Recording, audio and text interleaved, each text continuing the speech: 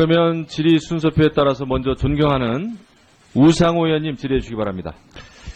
네, 후보자님, 최근에 있었던 청문회, 후보자들 중에서는 특히 개인의 도덕적 결함이 가장 발견되지 않으신 분으로 파악이 됩니다. 언론의 보도도 매우 잘 안 돼 있고, 또, 물론 이제 각각 의원님마다 판단이 다를 수는 있습니다만, 제가 볼 땐 이제 개인 관리를 참 잘하신 군인이다, 이렇게 칭찬을 좀 드리고 싶고요. 앞으로 합참의장이 되시면 그런 자세로 전 군인, 특히 지휘자들 엄격하게 자기 관리할 수 있도록 잘 이끌어 달라, 이런 말씀을 드리겠습니다. 의원님 하겠습니다. 최근에 레드라인이라는 용어가 자꾸 이렇게 언론에 보도되고, 또 정치인이나 심지어는 어제 대통령께서도 말씀을 하셨습니다. 제가 지난번 송영무 장관에게도 레드라인이 군사적으로 이해될 수 있도록 표현하는 것은 자제해야 한다, 이런 말씀을 드린 바가 있는데, 이건 질의가 아니고 제 개인 의견입니다. 레드라인, 정치 외교적으로 북한의 잇따른 도발에 대해서 강력히 경고하고, 그것에 대해서 국제적 제재와 압박 수단을 강구하는 것은 당연한 일이지만, 또 그런 경고를 끊임없이 과감하게 할 필요가 있습니다만, 마치 북한의 무기 개발이 고도화될 경우에 우리가 선제적으로 군사적 옵션을 검토할 것처럼 얘기되는 의미에서의 레드라인이라는 표현은 적절치 않다고 봅니다. 북한이 실제로 ICBM에 핵을 탑재할 수 있는 수준이 됐을 때 우리가 먼저 선제 공격할 수 있는 그런 작전 개념은 없는 거 아닙니까? 대통령께서 말씀하신 레드라인의 의미는 지금 현재 북한에서 치킨 게임처럼 막다른 골목길로 계속 달려가고 있는 그런 부분을 네. 전체적으로 억제하기 위해서 네. 제 말씀은 말씀하신 거죠. 예. 경고하는 건 좋은데, 레드라인이라는 용어가 마치 이 선을 넘으면 전쟁도 불사하겠다는 용어로 오해돼서는 안 된다 하는 말씀을 제가 한번 드린 잘 것이고요. 알겠습니다. 이런 경우에 실제로 북은 그 라인을 넘고 싶을 욕망이 생기는 것이고, 설사 그런 라인을 넘었을 때 그 큰 피해는 대한민국이 더 큽니다. 우리나라의 대외 의존도를 생각할 때 우리나라에 투자된 외자들이 다 빠져나가고 경제 혼란이 오게 될 경우에 그 피해는 고스란히 남쪽 경제가 지기 때문에, 저는 경고하고 또 이런 것에 대해서 끊임없이 대책을 세우는 것은 의미가 있지만, 레드라인, 군사적인 옵션을 구사할 것처럼 판단할 수 있는 레드라인이라는 용어는 써서는 안 된다 하는 말씀을 다시 한번 드렸습니다. 제 의견입니다. 네. 다음 전술의 배치에 대해서도 한 말씀 드리겠습니다. 이것은 이제 특정 당이 당론으로까지 결정을 해서 논란이 되고 있습니다만, 미국의 기본적인 정책은 세계적으로 비핵화 정책을 지키고 있고, 그 비핵화 정책이 국제적인 공인을 받았기 때문에 북한의 핵 개발을 국제적으로 제재할 수 있는 거 아니겠습니까? 그런 점에서 비핵화 정책을 변화시키는 의미의 전술핵 배치론을 주장하는 것은 타당하지 않다. 저는 이 문제를 다시 한번 또 정리해서 말씀을 드리고자 합니다. 실제 전술핵 배치가 현재 상황에서 미국의 용인을 받아서 배치될 가능성이 있습니까? 아닙니다. 네. 우리는 정책적으로 비핵화 원칙을 그대로 준수해야 된다고 생각하고 있습니다. 그렇습니다. 우리나라 비핵화 전략 국제적인 표준 기준을 정해 나가면서 북한을 비핵화시키는 쪽으로 국제가 사회가 협력을 해야 되는 것이기 때문에, 만약 우리에게 전술핵 배치가 되면 국제사회가 북한을 제재할 명분이 급격히 사라지게 되는 것입니다. 그런 점에서 핵 대 핵으로 대치전선을 만들자고 하는 주장은 국제적 기준에도 맞지 않고 옳지 않다, 이렇게 생각을 합니다. 그 다음 말씀드리겠습니다. 전시작전권 문제가 쟁점이 되고 있습니다. 전시작전권 이양에 대해서 우리 국민들이 불안해하는 요소가 있는데, 우리 국민들이 전작권 이양에 대해서 불안해하는 요소가 무엇이라고 생각하십니까? 지금 현재 전시작전권 전환 관련해서 우리 국민들이 불안해한 것은, 이것이 이루어지면은 한미동맹이 예를 들어서 이완된다, 또 미군 철수 가능성이 있다, 이런 생각들 때문에 불안해하는 것으로 알고 있습니다. 제가 다도직입적으로 묻겠습니다. 대한민국 군 작전을 책임지시는 분이니까. 대한민국 군 지휘부가 전쟁 시에 작전권을 행사할 능력이 안 된다고 생각하십니까?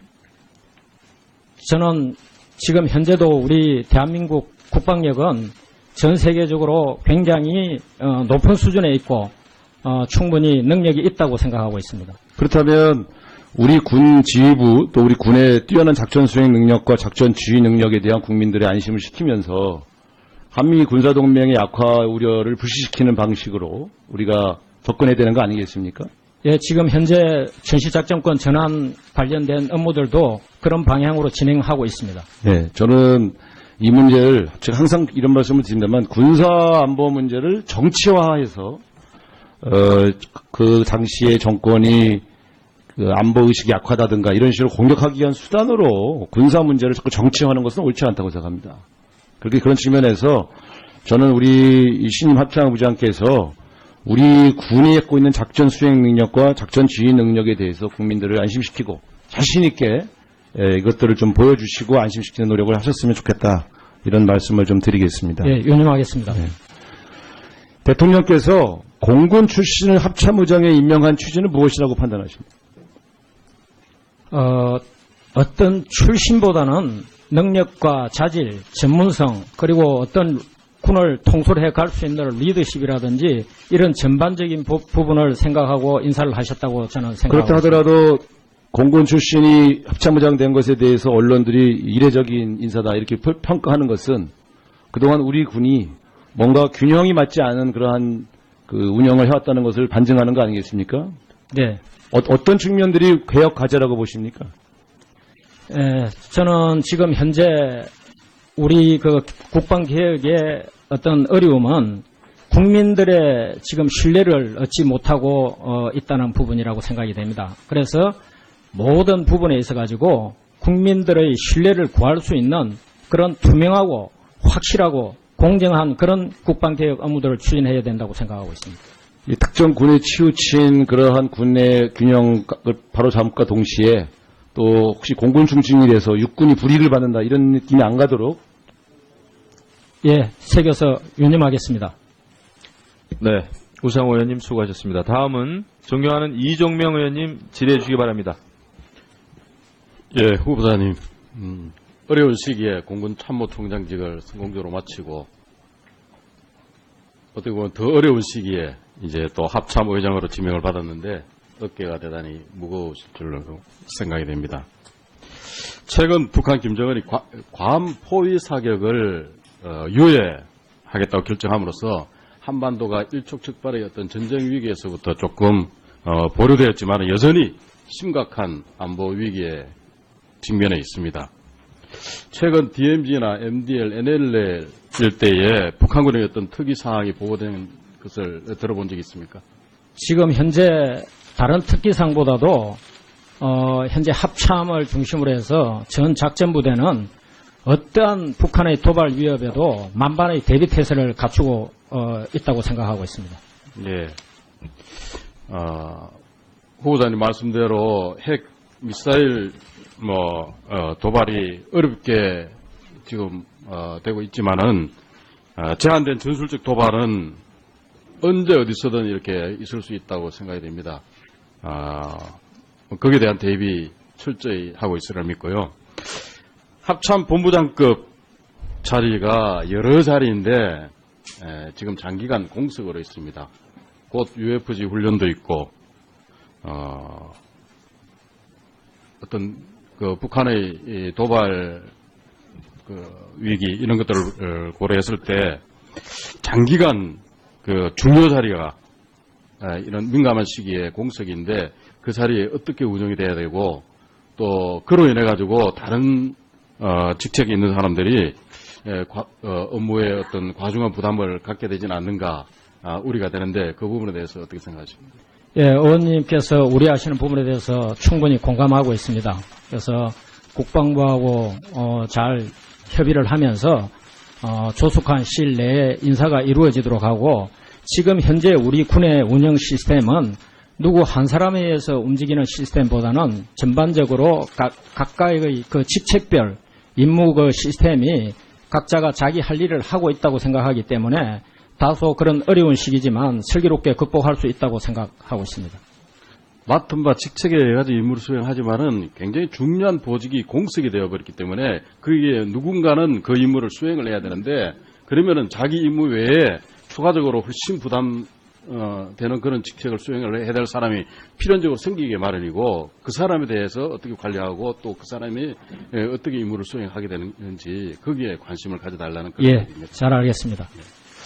북한 김정은이 이제 뭐 핵 포기를 할 가능성은 없다는 게 의심의 여지가 없습니다. 지금 시점에서 핵 동결 얘기를 하는데 지금 시점에서 핵 동결이라는 것은 그냥 핵 무기를 보유하도록 이렇게 허용을 해주겠다는 그렇게밖에 인정이 되지 않습니다. 만약에 북한이 핵 보유를 선언하고 이제 압박과 위협, 도발 이렇게 자행을 할 수 있는데 핵 보유를 선언했을 때의 대책 이런 것들은 어떤 것들이 있다고 생각하십니까? 지금 현재 핵 동결은 궁극적으로는 비핵화 원칙, 그래서 핵을 포기할 수 있도록 하는 것이 원칙이고, 다만 한꺼번에 할 수 없기 때문에 단계적으로 하자는 의미로 받아들이고 있습니다. 그래서 지속적으로 그러한 부분들을 외교적으로 대화와 압박 이런 것들을 통해서 거기까지 가지 않도록 최선의 노력을 다하는 것이 중요하다고 생각하고 있습니다.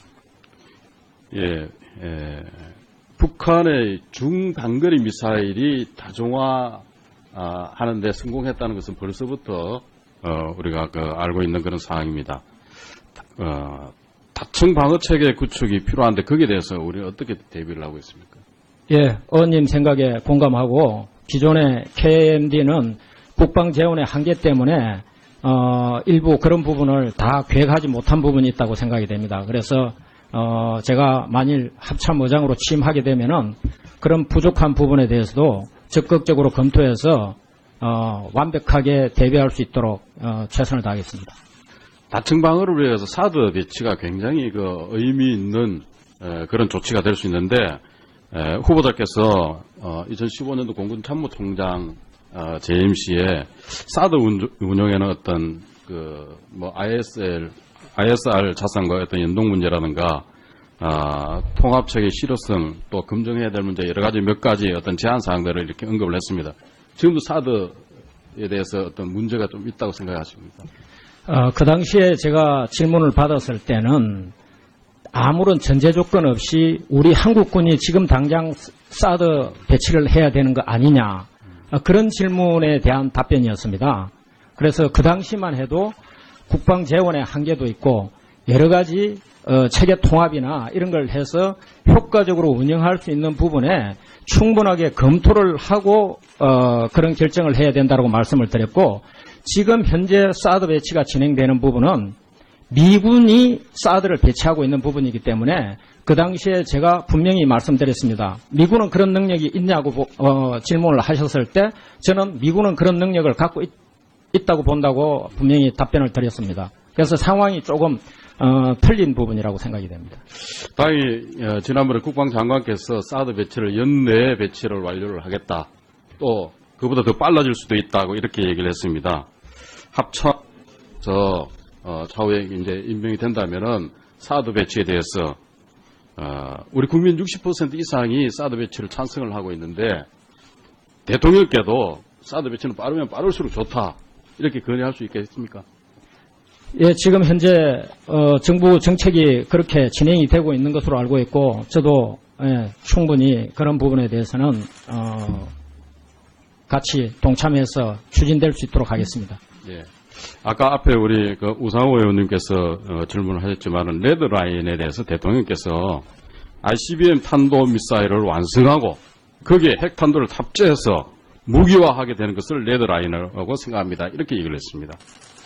완성된 ICBM에 핵탄두를 탑재한 무기를 완성하는 것, 이거 김정은이 목표했던 바지 않습니까? 김정은이 요구하는 그 목표대로 다 보장을 하겠다 하는 이런 의미인데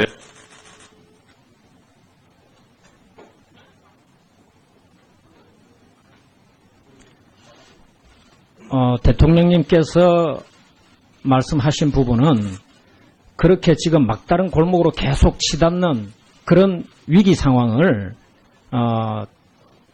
최대한 억제시킬 수 있도록 하는 의미로 말씀하신 것으로 알고 있습니다. 그러나 우리는 그런 것하고 무관하게 항상 모든 상황에 적극적으로 대비할 수 있는 그런 만반의 준비를 하는 것이 군은 맞다고 생각하고 있습니다. 네, 이종명 의원님 수고하셨습니다. 다음은 존경하는 이종걸 의원님 질의해 주시고. 그런 경우에 실제로 북은 그 라인을 넘고 싶을 욕망이 생기는 것이고, 설사 그런 라인을 넘었을 때 그 큰 피해는 대한민국이 더 큽니다. 우리나라의 대외 의존도를 생각할 때 우리나라에 투자된 외자들이 다 빠져나가고 경제 혼란이 오게 될 경우에 그 피해는 고스란히 남쪽 경제가 지기 때문에 저는 경고하고 또 이런 것에 대해서 끊임없이 대책을 세우는 것은 의미가 있지만 레드라인, 군사적인 옵션을 구사할 것처럼 판단할 수 있는 레드라인이라는 용어는 써서는 안 된다 하는 말씀을 다시 한번 드렸습니다. 제 의견입니다. 네.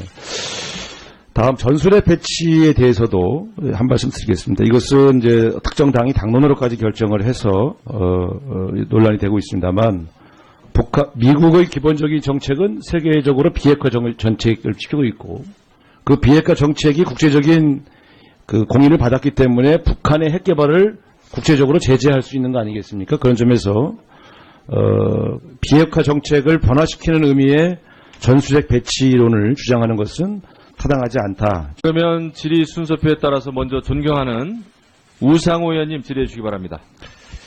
네, 후보자님, 최근에 있었던 청문회 그 후보자들 중에서는 특히 개인의 도덕적 결함이 가장 발견되지 않으신 분으로 파악이 됩니다. 언론의 보도도 매우 잘 안 돼 있고, 또 물론 이제 각각 의원님마다 판단이 다를 수는 있습니다만, 제가 볼 땐 이제 개인 관리를 참 잘하신 군인이다, 이렇게 칭찬을 좀 드리고 싶고요. 앞으로 합참의장이 되시면 그런 자세로 전 군인, 특히 지휘자들 엄격하게 자기 관리할 수 있도록 잘 이끌어 달라, 이런 말씀을 드리겠습니다. 의원님 하겠습니다. 최근에 레드라인이라는 용어가 자꾸 이렇게 언론에 보도되고, 또 정치인이나 심지어 어제 대통령께서도 말씀을 하셨습니다. 제가 지난번 송영무 장관에게도 레드라인이 군사적으로 이해될 수 있도록 표현하는 것은 자제해야 한다, 이런 말씀을 드린 바가 있는데, 이건 질의가 아니고 제 개인 의견입니다.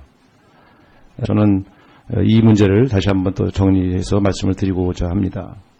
실제 전술핵 배치가 현재 상황에서 미국의 용인을 받아서 배치될 가능성이 있습니까? 아닙니다. 네.